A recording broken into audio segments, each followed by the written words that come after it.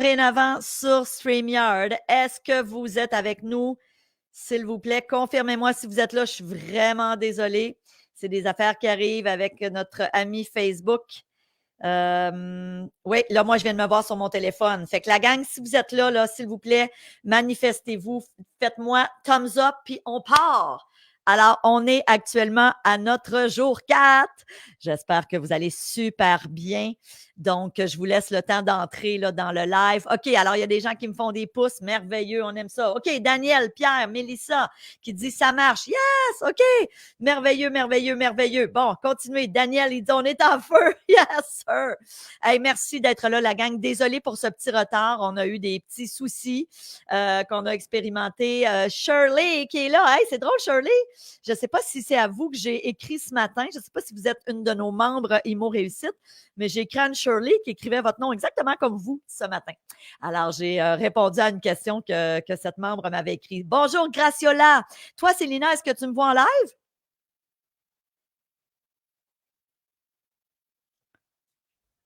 Comment tu dis ça? Excuse-moi. Parfait. OK, super. Bye-bye. Bye. OK, la gang. Salut France-Marie, salut Daniel, salut tout le monde, salut Louis-Philippe. Hey, merci de votre confiance. Bon, on va fermer le son ici, je m'entends en double. OK, hey, aujourd'hui, thématique que j'adore. Donc, ce que je racontais tantôt, pour ceux et celles qui étaient là en live, c'est que j'adore les journées comme aujourd'hui. Et je racontais que mon fils était tout excité ce matin parce qu'il y avait une journée de ski avec son école. Puis comme moi, quand j'étais jeune, j'étais une patineuse artistique et quand il y avait des journées organisées avec l'école qu'on allait patiner, hey, moi, je tripais là parce que je savais que j'allais être la queen de la journée. Là, je faisais mes spectacles, puis mes stepettes, puis mes axles, puis mes flips. Je ne sais pas s'il y en a qui ont déjà fait du patin artistique. Je vous dis que je me pétais. Je pétais de la broue en maudit. Mais là, aujourd'hui, mon fils revit ça, lui, avec son école. Il va dans une école dans les Laurentides et ils sont chanceux à partir du mois de janvier. Une fois par semaine, ils ont une journée de ski. Ils partent ensemble en autobus scolaire toute l'école. Fait que c'est vraiment cool. Puis mon fils est skieur depuis qu'on l'a mis sur des skis à 2 ans et depuis l'âge de 5 ans qu'il était dans une équipe de compétition. Fait que vous imaginez que là, c'est à son tour de péter de la broue. OK, la gang. Alors, écoutez, bien évidemment, petite consigne importante. Si vous êtes en live, écrivez-moi live. N'oubliez pas, demain, je fais tirer un coaching privé avec moi de 30 minutes. C'est d'une valeur de 500 $. La vérité, c'est que j'en fais pas de coaching one-on-one. Jamais. Jamais, jamais. À vrai dire, j'en prends 5 par année, mais il faut prendre c'est sur 1 an. Mais j'en fais pas quelqu'un qui dit Stéphanie, je vais acheter 1 heure avec toi. C'est pas possible. Donc, demain, c'est ce que je vais faire tirer. Alors, évidemment, alors la connexion du live ne fonctionnait pas. Ouais, c'est ça, Vicky. Merci. Effectivement, on a expérimenté plein de choses. Puis là, bon, ça fonctionne. Vous allez voir aujourd'hui, je suis sur une autre plateforme, StreamYard, parce que là, c'était le 3e essai. Puis on voyait que le live ne marchait pas. Donc, écrivez-moi live si vous êtes dans les commentaires si vous êtes en live. Si tu es en replay, il n'y a pas de souci. On t'aime quand même, je comprends ça. Écrivez-moi dans les commentaires replay. Alors, je vous invite à prendre votre cahier à la page 4.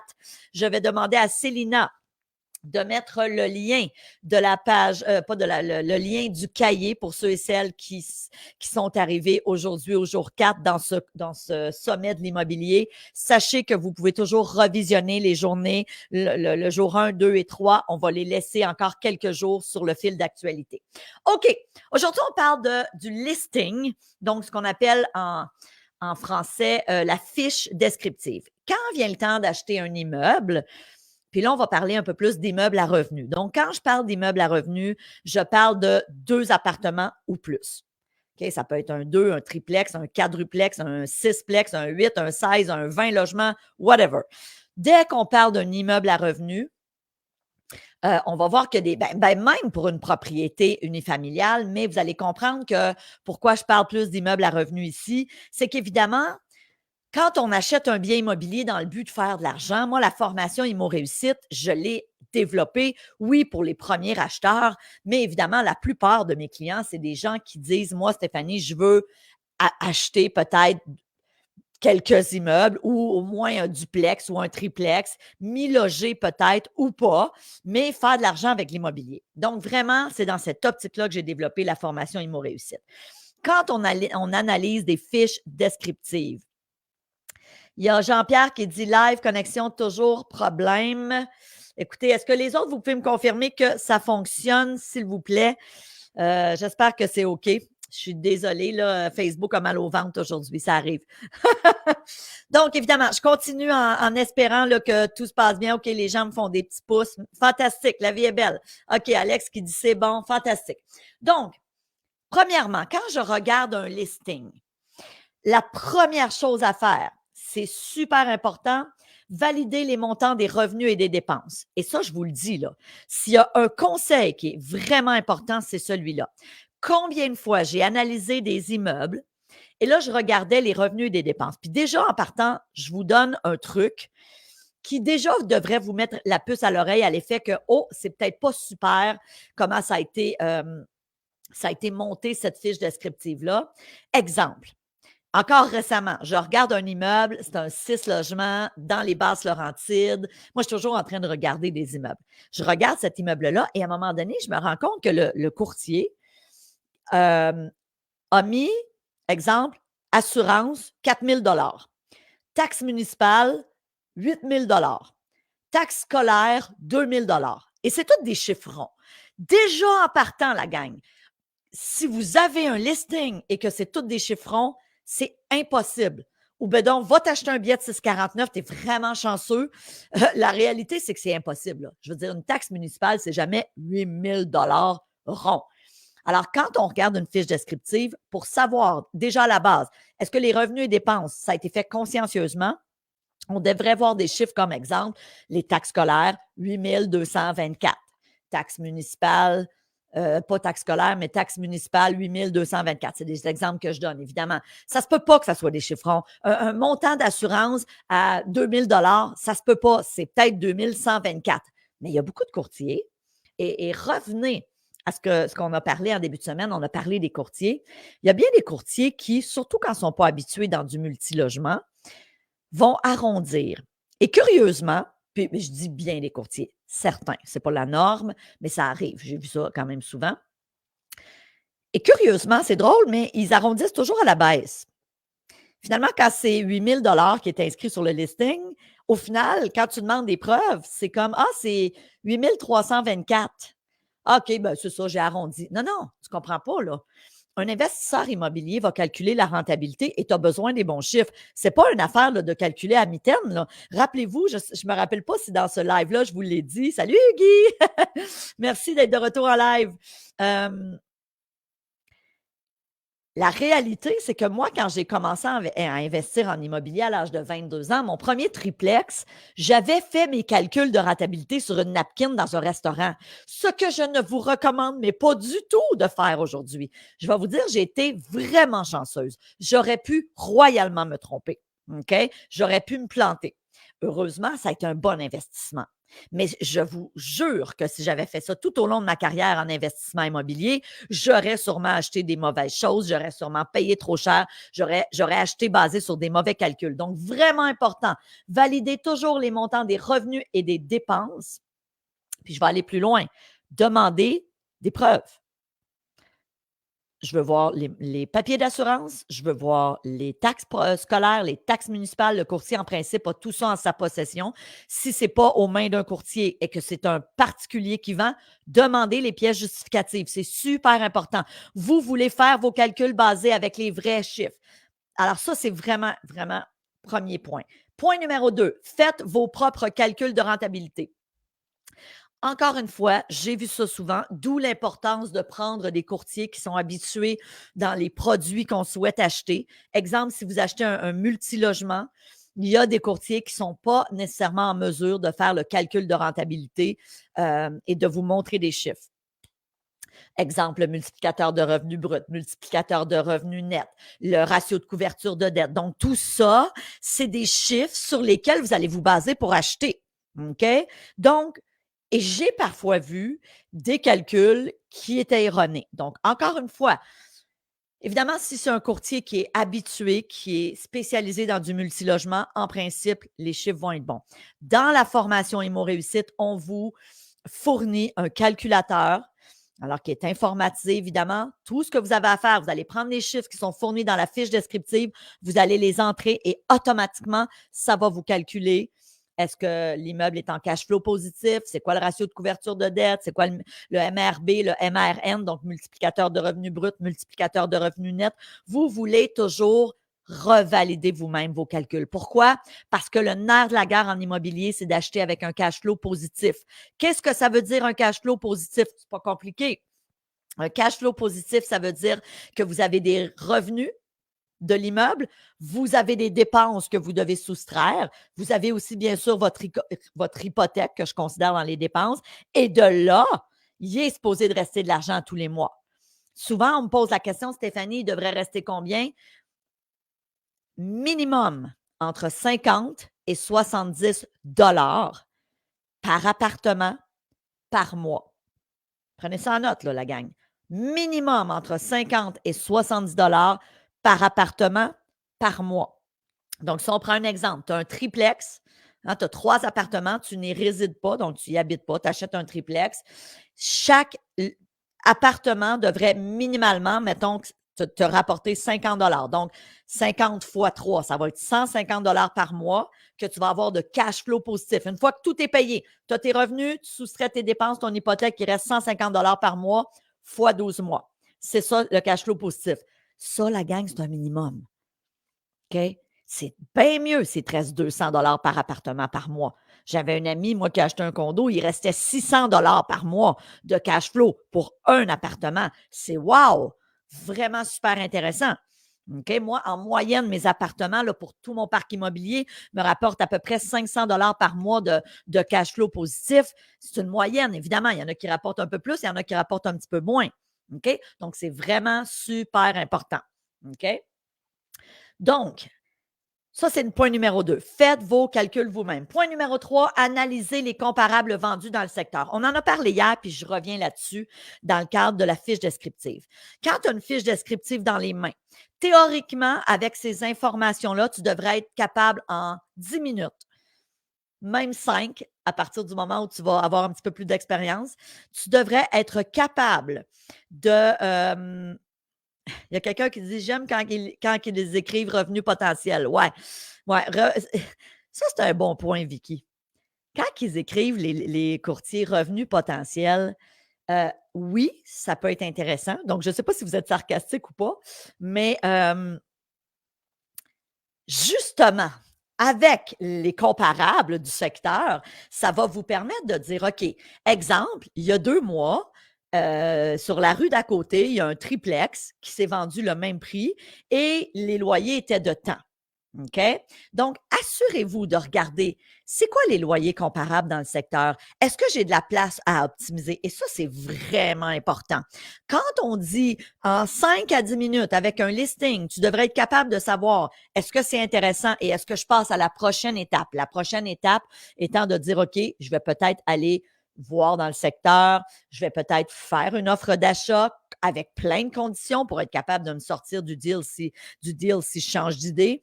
Mais vraiment, le listing, vous devriez avoir le plus d'informations possible. Puis je vous le dis, combien de fois, surtout dans des petits biens immobiliers, OK, quand on voit des 16 logements ou des 20 logements ou même du 8plex en vente, habituellement, ce sont des courtiers qui sont habitués dans le multilogement et tu as toutes les informations. Tu vas avoir les calculs de rentabilité, tu vas avoir beaucoup d'informations. Mais souvent dans du petit plex, triplex, duplex, quadruplex, ce sont souvent des courtiers qui sont plutôt habitués dans le résidentiel, donc dans des maisons unifamiliales, puis que là, à un moment donné, ils ont un client qui a un triplex qui veut vendre. Donc là, ils vont le mettre en vente. Et ce que je constate souvent, c'est qu'ils ne vont pas vous faire les calculs de rentabilité sur la fiche descriptive.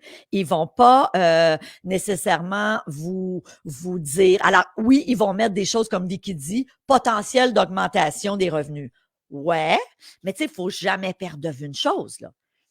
C'est pas parce que le voisin à côté loue son 4,5 à 1500 dollars et que les tiens dans l'immeuble que tu convoites sont à, mettons, 650 ou 700 que tu dis « Oh yeah!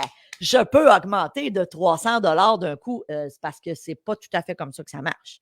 On s'entend, On est au Québec, on est régi par aujourd'hui, à l'époque, moi je suis de la vieille école, on appelait ça la régie du logement. Aujourd'hui, on appelle ça le tribunal administratif.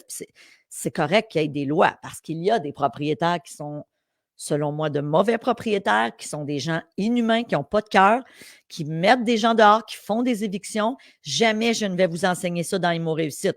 Je vais vous enseigner comment optimiser vos biens immobiliers, mais je vais vous enseigner à le faire de la bonne façon, dans le respect des règles, dans les règles de l'art et dans le respect des êtres humains qui vivent dans ces immeubles-là. OK? Alors, il y a quelqu'un cette semaine, une de mes membres, qui m'écrivait, est-ce que je pourrais utiliser la stratégie Cash for Key? Bien sûr. Cash for Key, qu'est-ce que c'est? On en parle dans la formation Immo Réussite. C'est une stratégie où tu vas t'asseoir avec les locataires de ton immeuble et moyennant un montant d'argent sur lequel vous allez vous entendre, la personne va accepter de quitter. On a un expert dans Immo Réussite qui se spécialise là-dedans.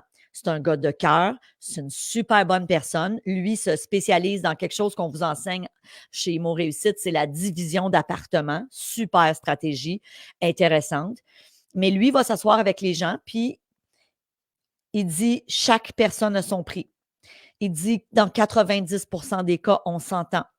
Mais la vérité, c'est qu'il lui est arrivé de donner 15 000 à certaines personnes. Puis les gens disaient, OK, j'accepte de m'en aller. Puis lui avait fait le calcul, parce qu'évidemment, il fait ses calculs avant, puis on vous l'enseigne dans la formation. Lui avait fait ses calculs qu'il pouvait aller jusque-là. Puis le locataire, pour lui, c'était gagnant parce que, bon, il se retrouvait autre chose, mais il y avait 15 000 en échange. Puis c'est pas toujours des gros montants comme ça. Des fois, ça peut être quelques milliers de dollars, mais sachez que c'est une stratégie. Mais encore là, on le fait d'un commun accord. C'est pas une rénoviction comme on voit dans les journaux où est-ce qu'on fout les gens dehors qui sont là depuis des années. C'est pas ça. Moi, je suis trop superstitieuse puis je crois trop au karma pour utiliser des stratégies comme ça. Je serais pas confortable de faire ça. Donc, quand on dit analyser les comparables vendus, c'est évidemment, ça vous permet de savoir, OK, est-ce que cet immeuble-là est intéressant? Est-ce qu'on demande trop cher? Est-ce qu'il est en dessous de la valeur marchande? Parce que quand je suis capable de voir les immeubles à côté qui ont été vendus idéalement dans les 6 derniers mois ou dans la dernière année, ça me permet de voir le listing que j'analyse, est-ce qu'il est au prix du marché? OK? Donc, ça, c'est super important. Point numéro 4, engagez-vous à bien connaître le secteur. Vous savez, dans la formation Immo Réussite, dans les premiers modules, j'explique aux gens ma démarche pour trouver des immeubles. Depuis 30 ans, la démarche que j'ai suivie. Et la première démarche est la suivante, tu dois bien connaître le secteur où tu veux investir. Super important. Tu dois bien connaître le secteur où tu veux investir. Et moi, pendant des années, j'ai investi à Laval parce que c'est la ville où j'habitais, parce que j'ai habité là pendant plus de 40 ans de mon existence. Donc, je connais tous les quartiers de Laval, je connais tous les raccoins de Laval, je connais toutes les rues de Laval. Donc, c'était facile pour moi. Le jour où j'ai décidé de m'éloigner un peu et d'investir à Repentigny et ensuite à Trois-Rivières, Repentigny, c'est une ville que je ne connaissais pas. Donc, je me suis dit, OK, si je veux investir ici, je vais faire mes devoirs. Je vais aller me promener à Repentigny. Je vais prendre des informations. Je vais me promener sur les rues. Je vais aller voir les immeubles qui sont à vendre. Je vais parler aux locataires de l'immeuble, aux locataires voisins. Je vais même aller au poste de police pour demander aux policiers, écoute, tu sais, j'aurais pu me faire revirer de bord. Il aurait pu me dire, hey, on a d'autres chats à fouetter que te répondre. Mais bon, ils ont eu la gentillesse de le faire. J'ai 2 immeubles à Repentigny, 2 gros immeubles, gros, 8 et 16 logements. Et dans les 2 cas, avant d'acheter, je suis arrivée avec l'adresse au poste de police. Puis il faut croire que j'ai une bouille sympathique, mais j'ai demandé, j'ai dit, écoutez, je convoite d'acheter cet immeuble-là. Je suis nouvelle comme investisseuse à Repentigny. Est-ce que c'est un immeuble où vous allez souvent? Est-ce que c'est un bon secteur? Pouvez-vous m'en parler plus? Je suis désolée de vous déranger, mais tu sais, il y a toujours au poste de quartier un policier qui est là. Quelqu'un récemment m'a dit, les policiers ont d'autres choses à faire que ça. Oui, mais tu sais, en même temps, si tu ne le demandes pas, j'aurais pu me faire revirer de bord, mais les 2 fois, j'ai été très chanceuse. Ensuite, j'ai investi à Trois-Rivières. Trois-Rivières étant ma ville natale. J'avais de la famille là-bas. Mes beaux-parents étaient là. Mon mari a été là pendant 35 ans de sa vie. Donc, c'est un secteur quand même qu'on connaissait bien. Je connaissais les bons et les moins bons secteurs. Puis quand on dit moins bon secteur, c'est pas... comme je le disais en début de semaine, quelqu'un qui me demande, Stéphanie, je veux investir à Laval, c'est un bon coin. La première chose que je vais dire, c'est, écoute, Laval, c'est grand. Puis il y a des super bons quartiers, puis il y en a d'autres moins bons. Alors, quand on dit engagez-vous à connaître le secteur, c'est super important. Écoutez, je vois qu'il y a des gens qui posent des questions. Comme on l'a dit au début de la semaine, prenez-les en note. D'accord? Vraiment important, dans les 30 minutes, je ne peux pas répondre à vos questions. Par contre, vous êtes dorénavant sur notre liste et plusieurs fois dans l'année, on utilise des questions, on organise des Q&A, questions-réponses. Bien évidemment, si vous êtes membre de la formation Imo Réussite, donc je ne sais pas si vous êtes membre ou pas parce qu'on a plus de 3500 membres, vous le savez, vous pouvez aller sur la plateforme de formation, me poser vos questions et je vais vous répondre. Donc, c'est un grand privilège que vous avez comme membre d'Imo Réussite de pouvoir poser vos questions. Donc, vraiment, vraiment super important. D'accord? Ceci dit, engagez-vous à connaître le secteur. C'est ça. Souvent, je vais dire à mes membres, au départ, quand tu commences à investir, je suggère fortement d'investir dans un rayon de 30 minutes de votre habitation. Ceci dit, c'est pas toujours possible. C'est pas toujours possible d'investir à 30 minutes de chez soi. Donc, ou des fois, on ne trouve pas de deal dans ce secteur-là, donc c'est pas grave de s'éloigner. Mais sachez que, surtout si vous décidez éventuellement de confier vos immeubles à des gestionnaires d'immeubles, ce que moi j'ai fait. À un moment donné, j'ai géré, moi, mes immeubles jusqu'à plus de 50 appartements. C'était moi que les locataires appelaient, c'était moi qui allais faire signer les baux. J'avais une concierge qui faisait visiter les appartements, mais c'était moi qu'on appelait, c'était moi qui gérais les travaux. C'est pas moi qui allais faire les travaux, là, vous aurez compris. Je suis zéro manuel, mais zéro. Si je plante un clou, c'est sûr que je m'écrase le pouce. C'est sûr, sûr, sûr.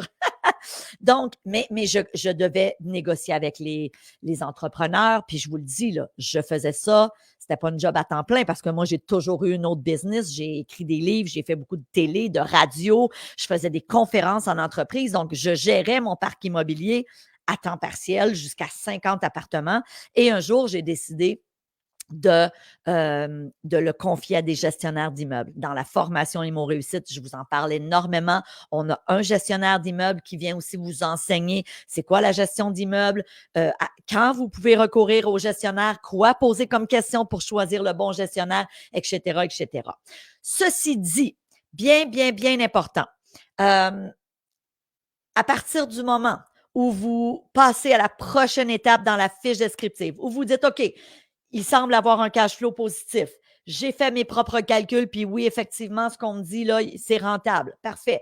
Je regarde les comparables vendus, puis l'immeuble est quand même à un prix intéressant. Puis s'il est trop cher, c'est pas grave. Tu as le droit de faire une offre d'achat. Moi, j'ai toujours dit, le vendeur a le droit de demander le prix qu'il veut. Moi, j'ai le droit d'offrir le prix que je veux, que je juge qui est le bon prix. Puis écoutez bien ce que je vais vous dire, c'est vraiment important. Parfois, j'ai des membres qui vont m'écrire en me disant Stéphanie, j'ai vu, exemple, une propriété affichée à 400 000. Je fais mes calculs. Puis là, les chiffres, c'est pas important, encore une fois, c'est des exemples. Je fais mes calculs, Stéphanie, puis je considère que pour que ça soit rentable, il faudrait que je donne 350 000 max. Mais je ne veux pas insulter le vendeur. Attends une minute, là. Je ne veux pas insulter le vendeur. Regardez bien, là. On va se dire les vraies choses. Premièrement, le vendeur, tu ne le connais pas.